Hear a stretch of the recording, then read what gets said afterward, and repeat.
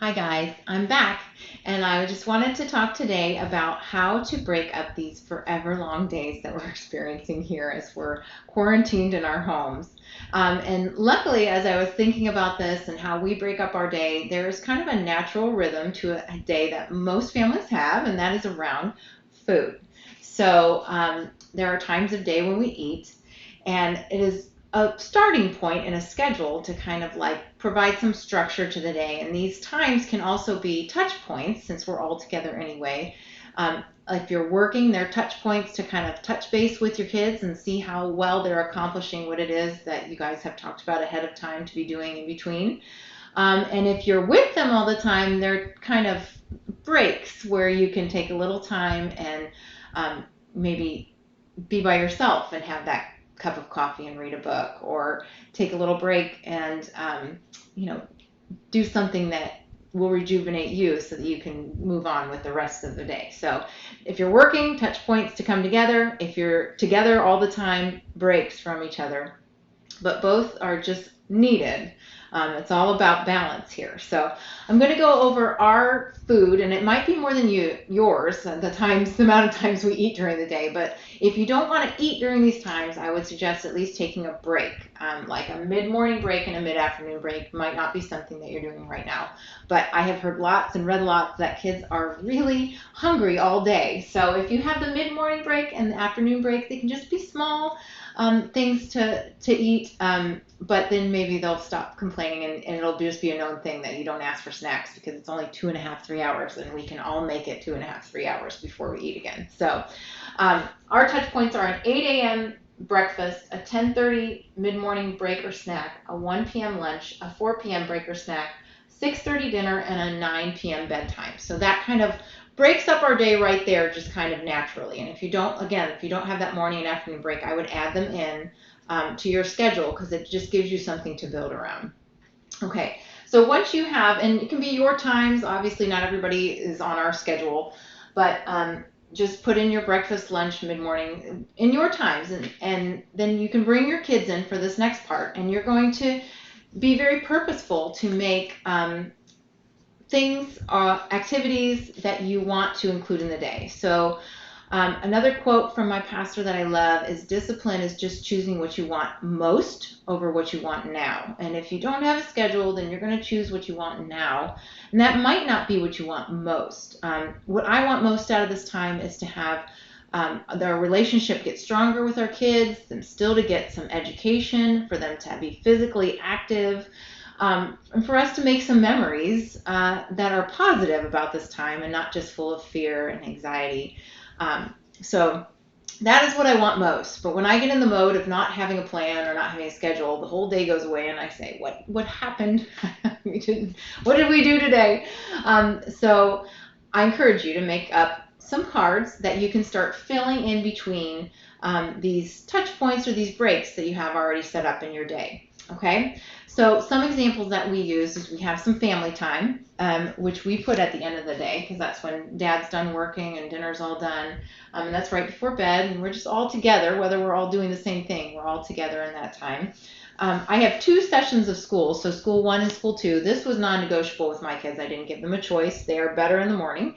But you can play around and figure out what works best for your child and for your family, but they need to have 2 sessions of sitting down and doing some school. There's scheduled fun, which I'd like to talk more about in a little bit. But this is the thing that my kids actually ask every day. So what do we have scheduled that's fun today? And human nature, we just need it. We need something to look forward to. And so I'll go over it now.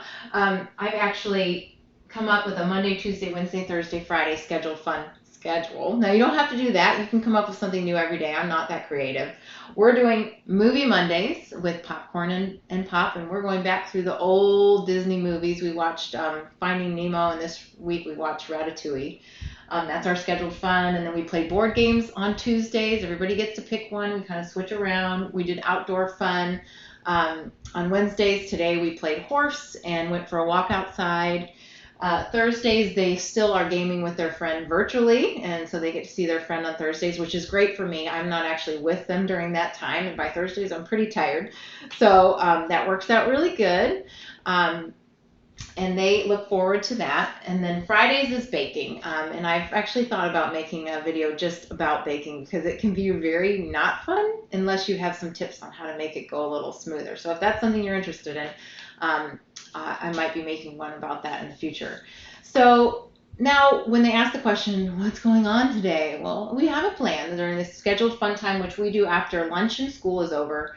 And it's together. Now, I know those who are working don't have the ability to necessarily spend that time together, but that relational time, again, allows them to go away and not be so needy because they've spent some quality time with you. So if you can put it at the end of your day after work is done, I think it still is best if you can have that fun time with you, but you might have movie Monday where you go back to work and they go and watch their movie, and that we're all just doing what we can to get by right now, so that totally works too. But they will need you to give them some guidance on that scheduled fun, because how many times do they come to us and say, I'm bored, I don't know what to do? Well, here's the plan. We're gonna get out the pencils and crayons today because it's Art Tuesday, or whatever you come up with that your kids would enjoy. All right, we have favorite activity. So favorite activity, I say for dinner. So when I'm cooking dinner, I want them to be doing something that is their favorite, because then they're out doing it and I can turn on my music and cook in peace and maybe even pour a glass of wine.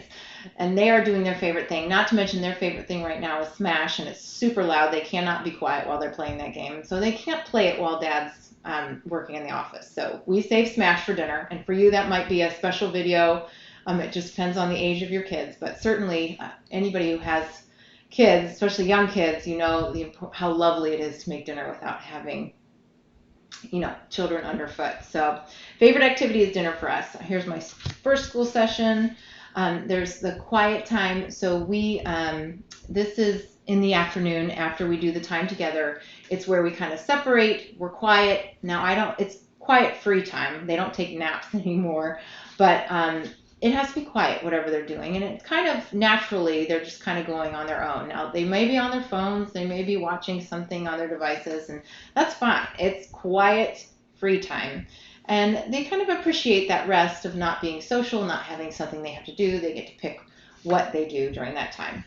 Physical activity, we just replaced this in the same slot as their sports were. So sports were in the evening, so we put it around 5 o'clock before dinner, is that they did physical activity. Now they might be walking the dog, they might just go out to play basketball. My oldest gets workouts from the swim coach, and he does those workouts during that time. But physical movement of their body in some way, because again, being outside or being active is going to be good for their mental health overall as well. Chores for us go at the beginning of the day. That's another thing that was important to me to get in there. And I will tell you that I have 3 kids, and it will take some teaching up front on how to do things like clean a bathroom and sweep floor and dust, but they are 8 through 13, and all of those things get done by them. So they all have their jobs, and our house gets clean, and it's not all on me. So this is glorious, and I strongly recommend it. We do it at the beginning of our day because sometimes it's hard to get them back to do those kind of things towards the end of the day. And then showers and read goes at the end of our day too, after dinner. So, just things that we want to accomplish in our day. Your kids can help you pick the slots and where you're willing to give up that control and allow them to pick the slots. You get in what you want to get in. If it doesn't work, you just come back and say, did that work today? Nope. Okay, where are we going to move it tomorrow so that it does work? It's not going to be a perfect schedule the first time through, and it's going to be a learning. But just know that if the day didn't go smoothly, that's okay. You learned that whatever shouldn't go there, it should be moved somewhere else. Don't give up on your goals. You can get there. They will get used to a routine, and then, they'll do it without, even if it's hard at first, they'll get to a place where it's just an expectation and they know what's expected of them and they will do it. Now there's going to be kids that push back harder, and there's going to be kids that kind of love that schedule and fall right in line. But I encourage you to stick with it because it really, really helps for relationally the day to go smoother. Less fighting between siblings, less tension between you. You don't end the day going, I feel like I was a failure today. We didn't get anything accomplished. No, you had a structure. It doesn't always go perfect, but you carried out your plan. And hopefully this will help to set up your own personal plan for these long days, break it up, and mentally help you to just kind of keep with it. All right. Well, I'll see you guys soon. Bye.